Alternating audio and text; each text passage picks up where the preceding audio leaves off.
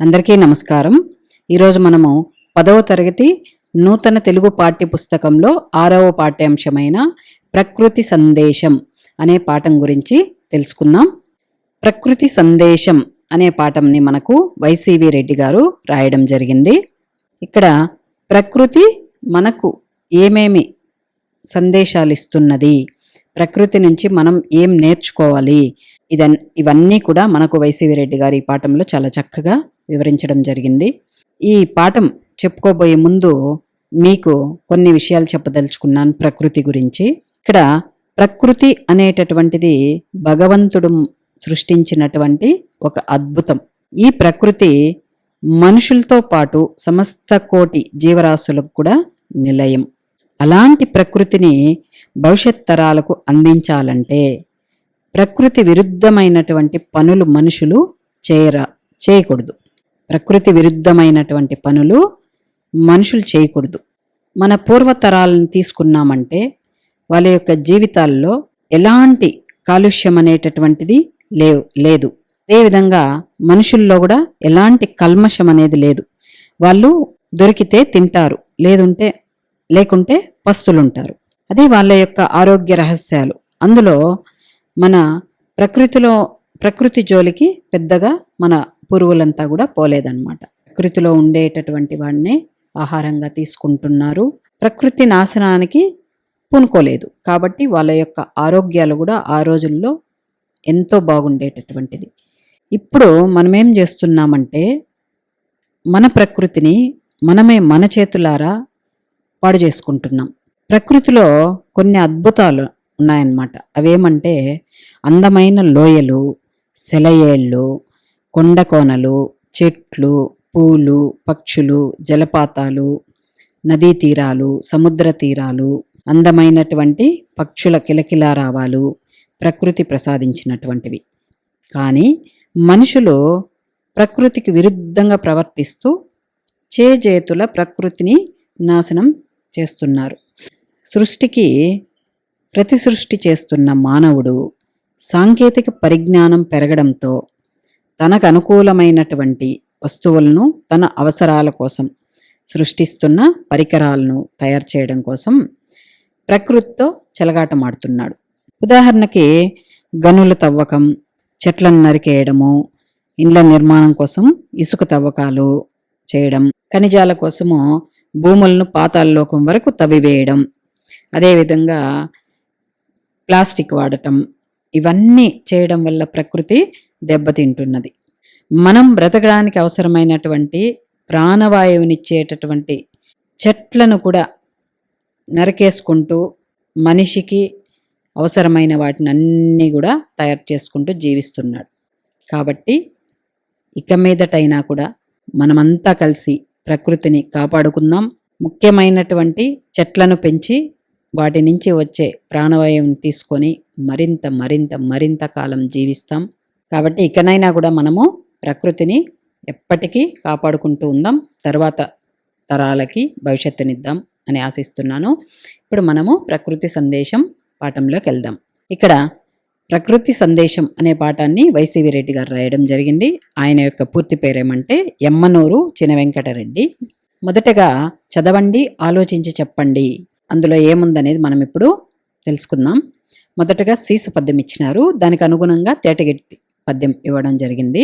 కోడి కుంపటి దింపుకొని పిల్లలను పిలిచి కొసరి గింజియలేరు కొనుట నేర్పు, ఈ నీనక మున్నె మృగబామ పిల్లకు వెంట చెంగులు బెట్ట నేర్పు, ముందు బుట్టిన తీవె పందిరికెగబ్రాకి పసి తీవియకు వెంట బ్రాక నేర్పు, నడువ నేర్చిన బిడ్డ బుడత తమ్ముని బ్రేమ నడుగులో నడుగులేయంగ నేర్పు, ప్రకృతి సర్వంబుని గురుత్వంబునందు లీనమయ్యున్నయది నీవు లేని సీమ, దీపమెత్తని మందిరము సుమ్ము ప్రాభవం బోయి నీ నోటి వాక్యమునకు.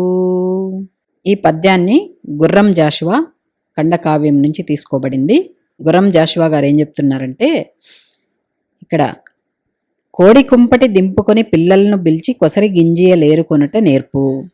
ఈయనక మున్నే మృగబామ పిల్లకు వెనువెంట చెంగులు బెట్ట నేర్పు. ముందు బుట్టిన తీవె పందిరి కెగబరాకి పసి తీవియకు వెంట బ్రాక నేర్పు. నడువ నేర్చిన బిడ్డ బుడత తమ్ముని ప్రేమ నడుగులో నడుగులేయంగా నేర్పు. ప్రకృతి సర్వంబు నీ గురుత్వంబునందు లీనమై యున్నది నీవులేని సీమ. దీపమెత్తని వ్యర్థ మందిరము సుమ్ము ప్రాభవం పోయి నీ నోటి వాక్యమునకు. ఇక్కడ కోడి కుంపటి దింపుకొని పిల్లల్ని పిలిచి అంటే కోడి పిల్లల్ని పొదిగిన వెంటనే ఆ పిల్లలకి ఏం నేర్పుతుందంటే కొసరి గింజియలేరుకొనుట నేర్పు. అంటే కోడి గుడ్డులో నుంచి పిల్ల వచ్చిన వెంటనే ఆ పిల్లకు ఏ విధంగా ఆహారాన్ని తీసుకోవాలి అనేటటువంటిది, గింజని ఎలా ఏరుకొని తినాలి అనేది కోడి నేర్పిస్తుంది. అక్కడ కోడి ఒక గురువు, పిల్ల ఒక శిష్యుడు. ఈ పద్యం మొత్తం గుర్రం జాషువా గారు ఏం చెప్తున్నారంటే ఈ పద్యం పూర్తిగా గురుత్వ భావన చూపించడం జరిగింది పద్యంలో. అలా కోడి వచ్చి పిల్లకి నేర్పిస్తుంది గింజలు ఎలా ఏరుకొని తినాలనేది. ఈయనక మున్నే మృగబామ పిల్లకు వెనువెంట చెంగులు బెట్ట నేర్పు. అంటే మృగబామ అంటే జింక అనమాట. ఇక్కడ జింక తన బిడ్డని ఈయనక ముందే ఏం చెప్పిస్తుందంటే చెంగులు అంటే గెంతులు అనమాట. ఏ విధంగా గెంతాలి, ఎలా పరిగెత్తాలి అనేది కడుపులోనే నేర్పించేస్తుంది. పుట్టిన వెంటనే ఆ బిడ్డకి నేర్పిస్తుంది. అక్కడ జింక గురువు, జింక పిల్ల శిష్యుడు. తర్వాత ముందు బుట్టిన తీవె పందిరికి ఎగబ్రాకి పసి తీవియకు వెంట బ్రాక నేర్పు. ముందు పుట్టినటువంటి తీవె అంటే తీగ అనమాట. మనము చెట్లు నాటుకుంటాము ఇంటి దగ్గర కూడా, మీరంతా కూడా చెట్లు నాటుతూ ఉంటారు.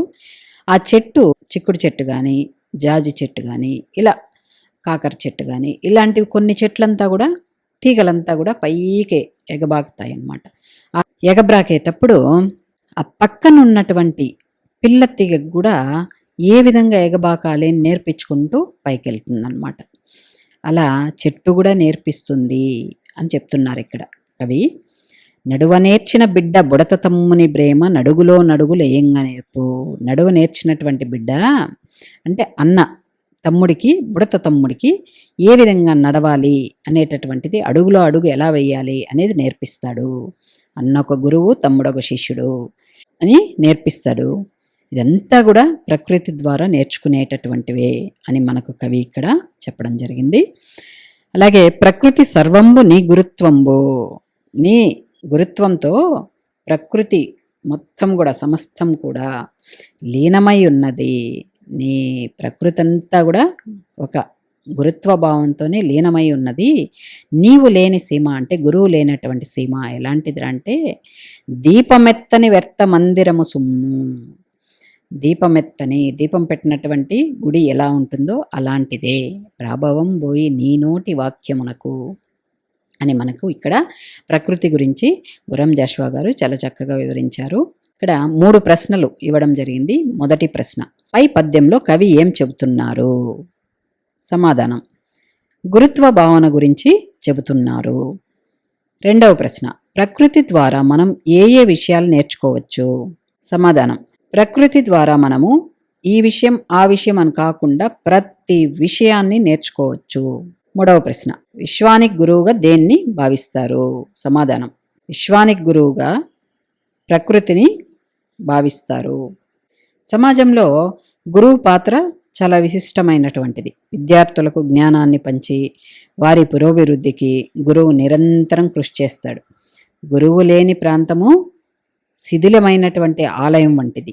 సద్గురువు మాటకు ఈ లోకంలో ఎంతో విలువ ఉంటుంది. ఈ విశ్వంలోని ప్రకృతి గురుత్వంతో నిండి ఉంది కనుక ప్రకృతిని మనం విశ్వానికి గురువుగా భావిస్తాము అని సమాధానం రాయొచ్చు. తర్వాత ఉద్దేశం చూద్దాం. ప్రకృతి మానవునికి చక్కని పాఠశాల. అనాదిగా మానవుడు ప్రకృతి నుంచి ఎంతో నేర్చుకున్నాడు, నేటికి నేర్చుకుంటున్నాడు. ప్రకృతిలోని చెట్టు పుట్ట ఇలా ప్రతిదీ మనిషికి ఎన్నో సందేశాలనిస్తుంది. వాటిని విద్యార్థులకు తెలియజేయడం, ప్రకృతిని కాపాడుకోవాలని చెప్పడమే ఈ పాఠం ఉద్దేశం అని కవి చెప్తున్నారు. అనాదిగా మానవుడు ప్రకృతి నుంచి ఎంతో నేర్చుకున్నాడు. ప్రకృతి నేర్పిస్తుంది కూడా మనకు. ఎప్పటి నుంచో కూడా మనము చేసేటటువంటి ఈ పనులంతా కూడా మానవునికి ప్రకృతి నేర్పించినటువంటిదే అని చెప్తున్నారు. నేటికి నేర్చుకుంటున్నాడు, ప్రకృతిని చూసి ఇంకా నేర్చుకుంటూనే ఉన్నాడు. ఈ ప్రకృతిలో ఉన్నటువంటి చెట్టు, పుట్ట, ఇలా ప్రతిదీ కూడా మనిషికి ఎన్నో సందేశాలను ఇస్తుందన్నమాట. వాటిని విద్యార్థులకు తెలియజేయడం, ప్రకృతిని కాపాడుకోవాలని చెప్పడమే ఈ పాఠం ఉద్దేశము. తర్వాత కవి పరిచయం చూడండి. కవి వైసీవి రెడ్డి గారు. ఈయన 26/3/1926లో జన్మించి 8/10/1989లో మరణించడం జరిగింది. ఇంచుమించు 63 సంవత్సరాలు జీవించారు. అభ్యుదయ కవిగా, రచయితగా పేరుగాంచిన వైసీవి రెడ్డి పూర్తి పేరు ఎమ్మనూరు చినవెంకటరెడ్డి. ఈయన వైఎస్ఆర్ జిల్లాలో కడపలో ఉంది బోనాల గ్రామంలో జన్మించారు. లక్ష్మమ్మ, కొండారెడ్డి వీరి తల్లిదండ్రులు. వీరి రచనల్లో ముఖ్యమైనవి తొలకరి చినుకులు, మేనక, రంభ, సింధూర, రేఖ, దక్షిణ నీలము, వైజయంతి, పారిజాతం మొదలైన కావ్యాలు, గట్టి గింజలు, కథల సంపుటి రచించారు. ప్రస్తుత పాఠ్యభాగం వీరి సమగ్ర సాహిత్యం నుండి స్వీకరించబడింది. ఈ కవి పరిచయాన్ని మీరు ఈ విధంగా కూడా రాసుకోవచ్చు. కవి వచ్చి వైసీవి రెడ్డి, పూర్తి పేరు ఎమ్మనూరు చిన్న వెంకటరెడ్డి. జననం అంటే ఆయన ఎక్కడ జన్మించారు, ఎప్పుడు జన్మించారు, ఆయన తల్లిదండ్రుల పేర్లు, ఈ 3 రాయాల్సి ఉంటుంది జననంలో.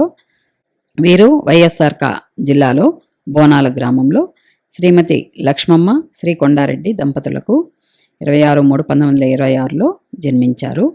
రచనలు ఇవన్నీ కూడా మీరు రాయొచ్చు. తొలకరి చినుకులు, మేనక, రంభ, సింధూర, రేఖ, దక్షిణ నీలము, వైజయంతి, పారిజాతం మొదలైన కావ్యాలు, గట్టి గింజల కథల సంపుటి రచించారు అని రాయవచ్చు.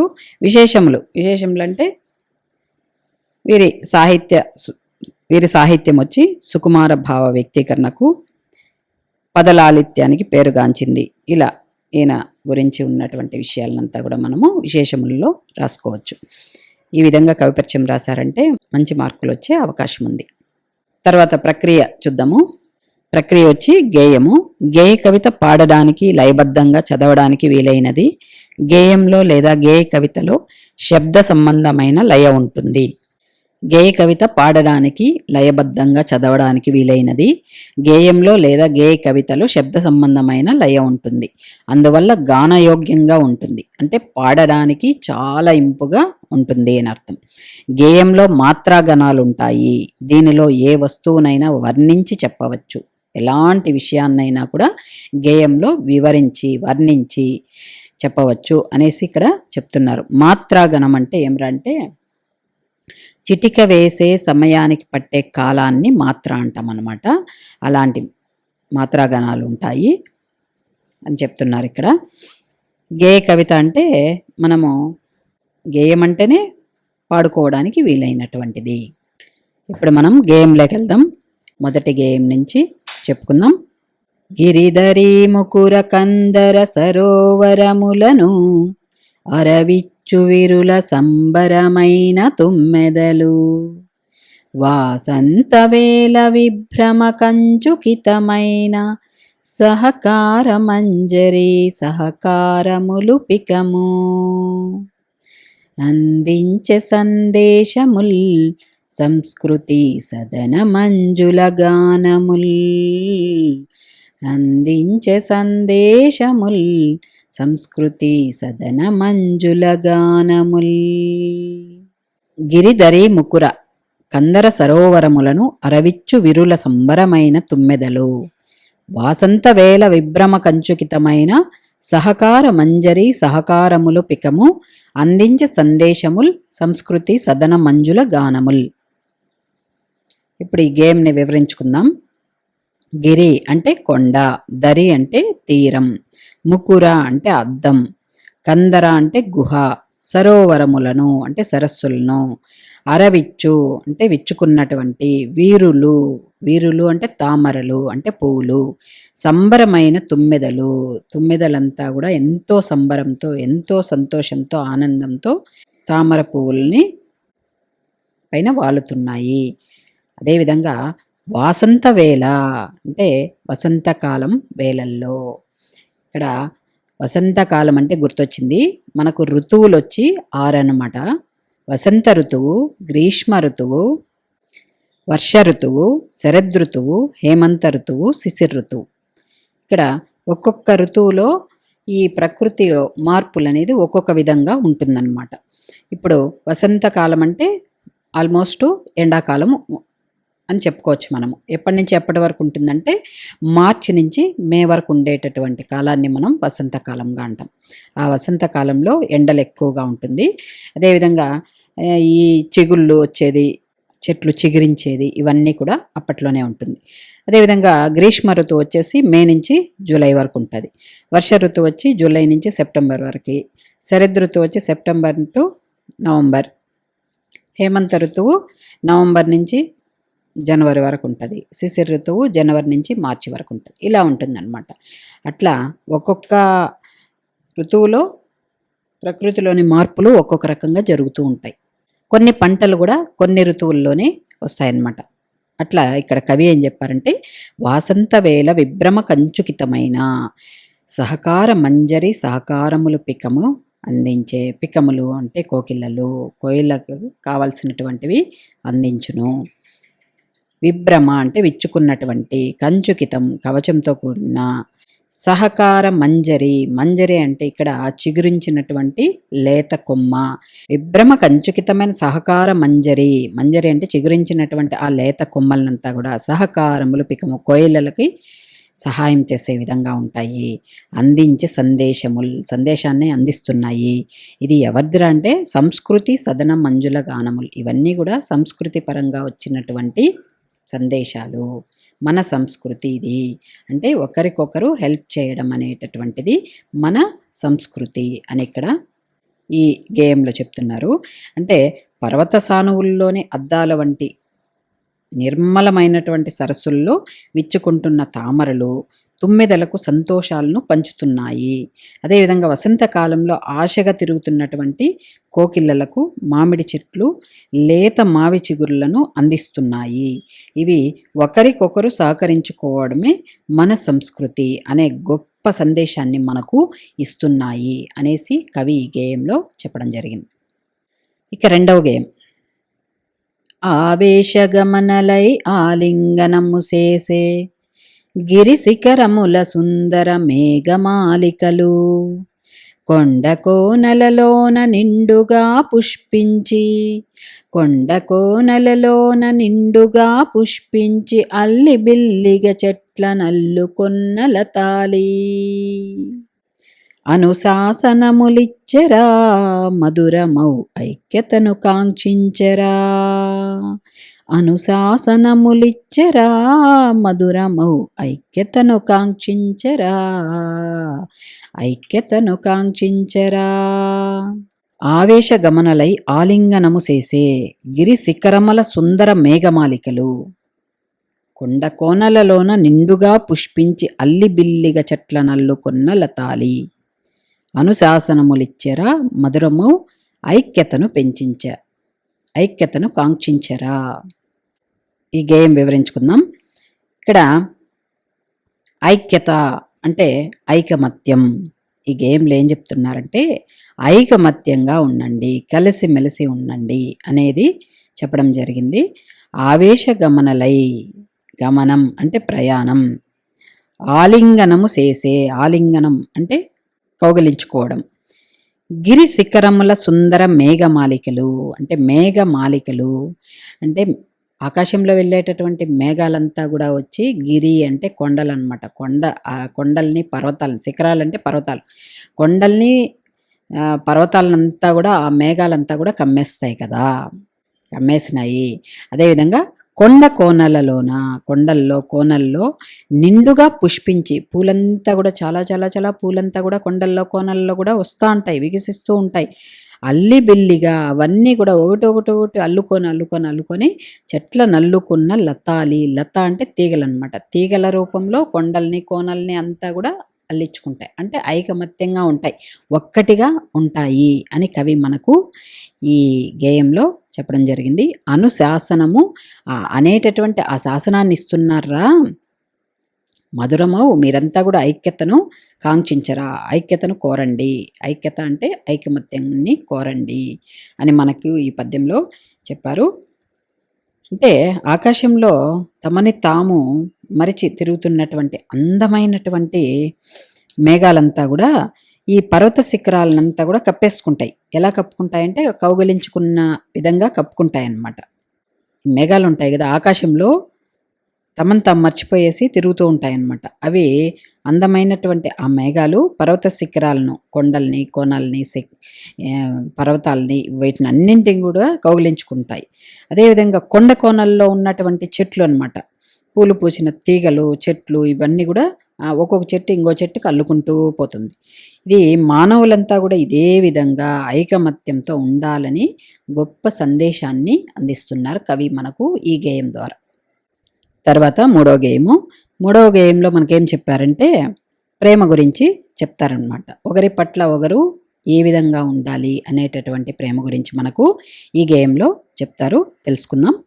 గగనకాంతకు వింత కాంతి కన్నుల నింపి పసరు రెక్కల విప్పు వలరాజు తేజీలు గుసగుసలతో కొమ్మ కొమ్మపై నివసించి, గుసగుసలతో కొమ్మ కొమ్మపై నివసించి ముక్కులానించులకు ముకిపిట్ట దంపతులు అనురాగ సందేశముల్ ప్రజలకై అందించే సాకూతముల్, అనురాగ సందేశముల్ ప్రజలకై అందించే సాకూతముల్, అందించే సాకూతముల్. గగనకాంతకు వింత కాంతి కన్నుల నింపి పసరు రెక్కలు విప్పి వలరాజు తేజీలు గుసగుసలతో కొమ్మ కొమ్మపై నివసించి ముక్కులానించు లకుముకి పిట్ట దంపతులు అనురాగ సందేశములు ప్రజలకై అందించే సాకూతముల్.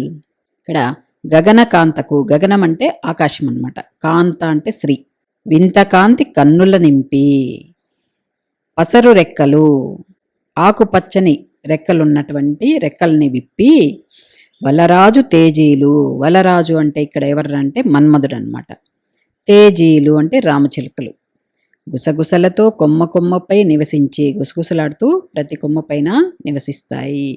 ముక్కు లానించి, అవి రెండు కూడా ముక్కు లానించి లకుముకి పిట్ట దంపతులు, పక్షి దంపతులు అనురాగ సందేశముల్, అవి ఏం చెప్పుకుంటున్నాయంటే అనురాగం అంటే ప్రేమ అన్నమాట, ప్రేమకు సంబంధించినటువంటి ఆ సందేశాలను ఇచ్చుకుంటున్నాయి.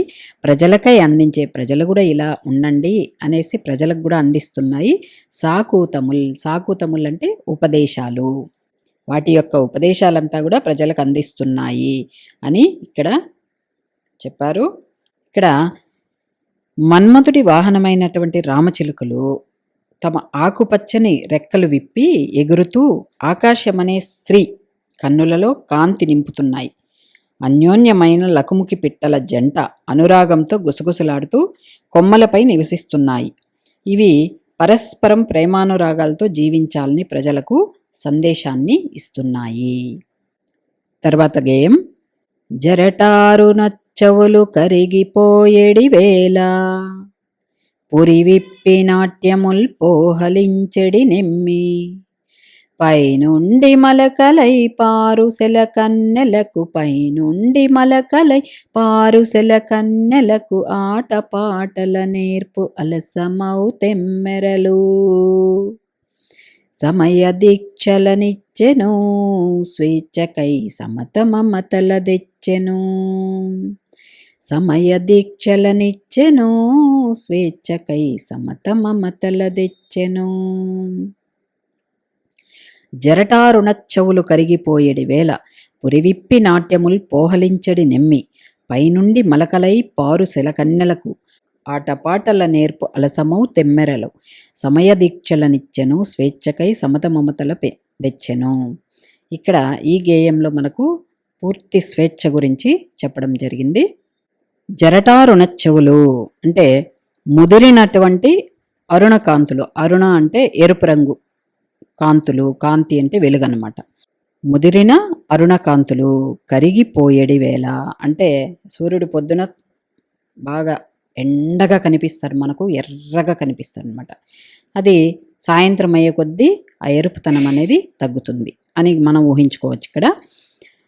అలా ముదిరినటువంటి అరుణకాంతులు కరిగిపోయేడి వేళ, ముదిరినటువంటి ఆ ఎరుపు అనేటటువంటి కాంతి కరిగిపోయే వేళ, పురివిప్పి నాట్యములు పోహలించడి నెమ్మి, ఆ టైంలో బాగా పురివిప్పి నాట్యం చేస్తుంది ఎవర్రా అంటే నెమ్మి, అంటే నెమ్మలి.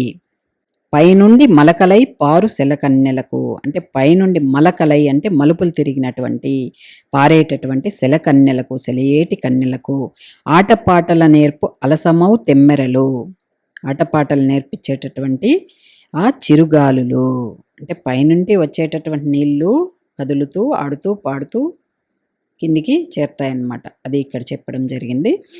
అవన్నీ కూడా సమయ దీక్షలనిచ్చెను, స్వేచ్ఛకై సమత మమతల తెచ్చును. వీటన్నిటికి కూడా స్వేచ్ఛ ఉంది కాబట్టి అలాంటి స్వేచ్ఛలు తీసుకొని జీవించండి అని మానవులకు చెప్తున్నారు ఇక్కడ.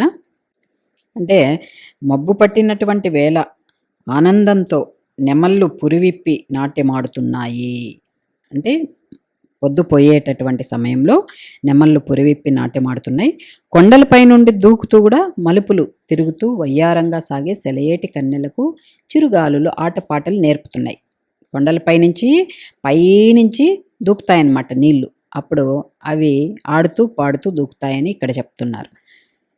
ఇవి ఈ మనుషులంతా స్వేచ్ఛ సమత మమతలతో సాగిపోవాలని సందేశాన్ని ఇస్తున్నాయి. అవి ఎంత స్వేచ్ఛగా వస్తున్నాయో అదేవిధంగా మనుషులంతా కూడా స్వేచ్ఛ సమత మమతలతో సాగిపోవాలని ఇక్కడ చెప్పడం జరిగింది. తర్వాత గేయం. కష్టపడి నష్టపడి కలసి కట్టుగా నడచి తిండి గింజల తెచ్చి తీరు చీమల బారు, పువ్వు పువ్వున వ్రాలి పూదేనెలం తెచ్చి, పువ్వు పువ్వున వ్రాలి పూదేనెలం తెచ్చి పొరుగు వారికి పంచిపోవు తేనీగలి, క్రమశిక్షణలనిచ్చెను దీక్షతో కలసి నడువగా చెప్పెను. కష్టపడి నష్టపడి కలసి కట్టుగా నడిచి తిండి గింజల తెచ్చి తీరు చీమల బారు, పువ్వు పువ్వున వ్రాలి పూదేనెలం తెచ్చి పొరుగువారికి పంచిపోవు తేనీగలి, క్రమశిక్షణలనిచ్చెను దీక్షతో కలిసి నడువగా చెప్పెను. పిల్లలు, ఇక్కడ మనకు చీమల బారు గురించి చెప్పడం జరిగింది ఈ గేమ్లో. ఇక్కడ చీమలన్నీ మీరు చూసే ఉంటారు, ప్రతి ఇంటిలో ఉంటుంది చీమలు. ఈ చీమలంతా ఎలా వెళ్తుంటాయి ఒకసారి గుర్తు తెచ్చుకోండి. ఒకదాని వెనక ఒకటి, ఒకదాని వెనక ఒకటి, ఒకదాని వెనక ఒకటి వెళ్తూ ఉంటాయి, అంతేగాని ఎట్లా పడితే అట్లా పోదు. ఇక్కడ చీమలను చూసి మనం ఏం నేర్చుకోవాలంటే ఒక క్రమశిక్షణ నేర్చుకోవాలి. ఇక్కడ కవి ఏం చెప్తున్నారంటే కష్టపడి నష్టపడి కలిసి కట్టుగా నడిచి, కష్టమో నష్టమో ఏదన్నా కానీ కలిసికట్టుగా అందరూ ఒకటిగా నడిచి తిండి గింజలను ఎత్తుకొని తెచ్చేటటువంటి ఆ తీరు అంటే ఆ విధానం, చీమల బారు. కాబట్టి చీమలను చూసి మనము ఆ క్రమశిక్షణ నేర్చుకోవాలి. అదేవిధంగా పువ్వు పువ్వున వ్రాలి పూదేనెలం తెచ్చి, పువ్వు మీద వాలి పూదేనెలం తెచ్చి పొరుగు వారికి పంచిపోవు తేనీగలి, ఇతరులకి ఇస్తుంది తేనెటీగలు. ఇవన్నీ కూడా మనకేం చెప్తున్నాయంటే క్రమశిక్షణలను చెప్తున్నాయి. ఇచ్చెను దీక్షతో కలిసి నడువగా చెప్పెను, ఒకటిగా కలిసి నడవాలి అని ఇక్కడ మనకు చెప్తున్నాయి. ఎన్నో కష్ట నష్టాలకు వచ్చి చీమలు కలిసికట్టుగా తిండి గింజలను సేకరిస్తున్నాయి. తేనెటీగలు ప్రతి పువ్వు నుండి తేనెను సేకరించి కూడబెట్టి ఇతరులకు పంచుతాయి.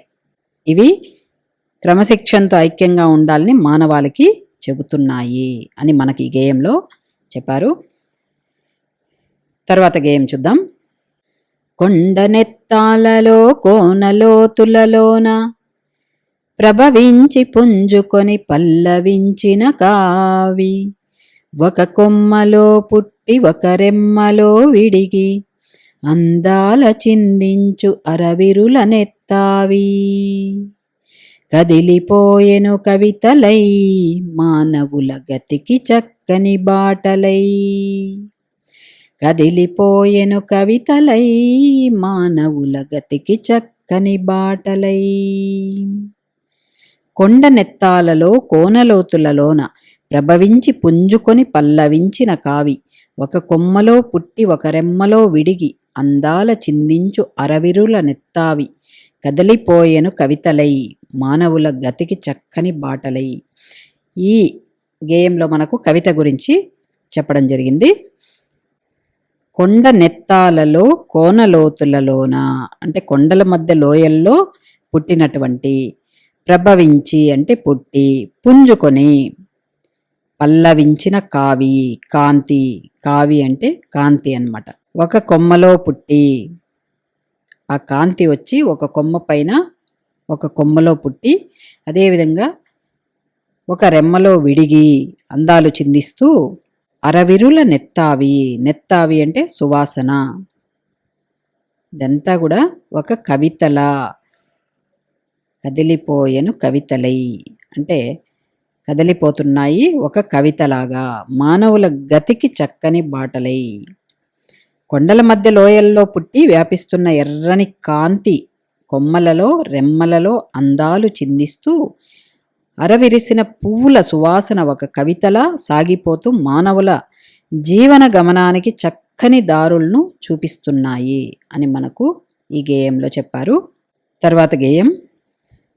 సర్వులకు అనురాగ సారమందింపగా మతములన్నీయు ఒక్క మమతకై పుట్టినవి. మతములన్నీయు ఒక్క మమతకై పుట్టినవి. కుటిల బుద్ధులు కొందరిటు బల్కి అటు బల్కి సమరాలు కల్పించి చంపినారిది వరకు. సాగిపోయిన జిత్తులు ఇకపైన సాగనీయము ఎత్తులు. సాగిపోయిన జిత్తులు ఇకపైన సాగనీయము ఎత్తులు. సర్వులకు అనురాగ సారమందింపగా మతములన్నీ ఒక్క మమతకై పుట్టినవి. కుటిల బుద్ధులు కొందరిటు బల్కి అటుబల్కి సమరాలు కల్పించి చంపినారిది వరకు. సాగిపోయిన జిత్తులు ఇకపైన సాగనీయము ఎత్తులు. ఈ గేయంలో కవి మనకు మతాల గురించి చెప్పారు. సర్వులకు అంటే సర్వం, అందరికీ, ప్రజలందరికీ అని. అనురాగ సారము, సారం అంటే రసం అన్నమాట. అనురాగం అంటే ప్రేమ, ప్రేమ అనేటటువంటి ఆ రసాన్ని మందింపగా అంటే పంచడానికి. మతములన్నీయు మతాలన్నీ కూడా ఒక్క మమతకై పుట్టినవి. మమత అనురాగం, మమత అంటే ప్రేమ, అనురాగం, మమతకై పుట్టినవి. కుటిల బుద్ధులు అంటే కుటిల బుద్ధి కలిగినటువంటి వాళ్ళు, దుర్మార్గమైన మనసు కలవాళ్ళు అని కూడా చెప్పచ్చు. దుర్మార్గమైన మనసు కలిగినటువంటి కొందరు వాళ్ళు ఏం చేశారంటే ఆ మతాలన్నీ కూడా ఇటు పలికి అటు పలికి, మనుషుల మధ్య ఇటుపక్క ఇట్లా చెప్పడం అటా చెప్పడం అని అర్థం. సమరాలు కల్పించి, సమరం అంటే యుద్ధం అన్నమాట. యుద్ధాలు కల్పించి చంపినారు ఇదివరకు. ఇదివరకు చంపేసుకున్నారు అలా మతాల పేరుతో. ఇదివరకు గలాట్లు పెట్టేసి, కుటిల బుద్ధి కలిగినటువంటి వాళ్ళు గలాట్లంతా పెట్టేసి ఇదివరకు యుద్ధాలు చేపించినారు. సాగిపోయిన జిత్తులు, జిత్తులు అంటే మోసాలు. ఇప్పటి వరకు సాగిపోయిన ఈ మోసాలంతా కూడా ఇకపైన సాగనీయము ఎత్తులు. ప్రజలందరికీ కూడా ప్రేమానురాగాలను పంచడానికే మతాలన్నీ కూడా పుట్టినాయి. కానీ కొందరు కుటిల బుద్ధితో మత గ్రంథాలు చెప్పే విషయాలకు వక్ర భాష్యాలు చెప్పి ఎన్నో ఎత్తులు జిత్తులు వేసి మతాల మధ్య చిచ్చు పెట్టి ఎందరి చావులకు కారణమైనారు. ఇలాంటివి ఇక్కడ ఇక మీదట సాగవు అంటే జరగవు అని మనకి ఈ గేయంలో చెప్పారు. చివరి గేయం. నింగిపై జీరాడు నీలి నీడలలోన గాలిలో అందాలు కలబోయు పక్షులకు రేయనక పగలనక కాయ కష్టము చేయు కార్మికులు కర్షకులు కలసి పలికిరి నేడు.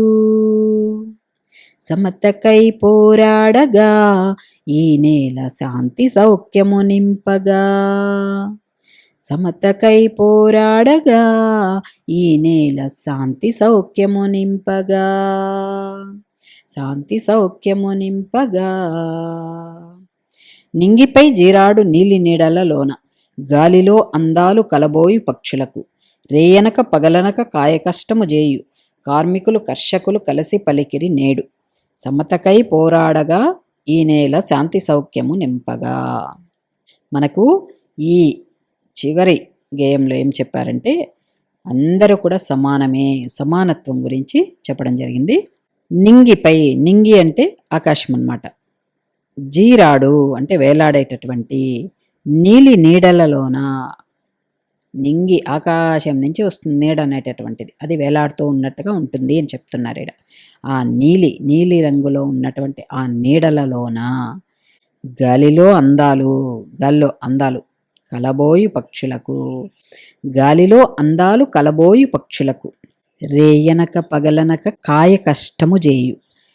అదేవిధంగా ఇక్కడ మనుషులు ఏం చేస్తున్నారంటే రాత్రనక పగలనక వాళ్ళ యొక్క కాయ కష్టం చేస్తూనే ఉన్నారు. చేసేటటువంటి కార్మికులు, కార్మికులు కర్షకులు, కర్షకులు అంటే ఎవరంటే ఇక్కడ రైతులు అనమాట. రైతులు కూడా అంతే, రాత్రి లేదు పగలు లేదు, నీళ్లు వేయాలంటే రాత్రిలో పరిగెత్తాల, రాత్రిలో ఏమన్నా తినేస్తుందంటే అక్కడ పోయి కాపలా కాసి కూర్చోవాలా. అలా అంతా చేస్తేనే మనం 5,000 నోట్లోకి వెళ్తున్నాయి. రైతు అంతా కష్టపడితేనే ఈరోజు మన 5,000 కూడా నోట్లోకి వెళ్తున్నాయంటే అదంతా కూడా రైతు కష్టమే. కాబట్టి కార్మికులు అంటే ఫ్యాక్టరీల్లో పనిచేసేటటువంటి వాళ్ళు, అలాంటి కార్మికులు కానీ కర్షకులు కానీ కలిసి పలికిరి నేడు, వాళ్ళిద్దరూ కూడా కలిసి మాట్లాడినారు నేడు. దేనికోసము? సమతకై పోరాడగా, స్వేచ్ఛకు, సమానత్వానికి. సమ్మత అంటే సమానత్వం అన్నమాట. సమానత్వానికై పోరాడగా ఈ నేల శాంతి సౌఖ్యము నింపగా, వాళ్ళకి సమానత్వం ఇవ్వాలి, ఈ నేలంతా కూడా శాంతి సౌఖ్యాలతో నెలకొల్పాలని కోరుతున్నారు. ఆకాశంలో నీలి మేఘాల కింద అందంగా ఎగిరేటటువంటి పక్షులు, రాత్రనక పగలనక కష్టపడే కార్మికులు కర్షకులు కలిసి ఈ ప్రపంచంలో సమానత్వం సాధించాలని, శాంతి సౌఖ్యాలను నెలకొల్పాలని కోరుతున్నారు అని మనకు ఈ గేయంలో కవి చెప్పడం జరిగింది. ఇంతటితో ప్రకృతి సందేశం పాఠం పూర్తయినది. ఈ వీడియో కనుక మీకు నచ్చినట్లయితే లైక్ చేయండి, అలాగే సబ్స్క్రైబ్ చేయండి, మీ ఫ్రెండ్స్ అందరికి కూడా షేర్ చేయండి. Thank you.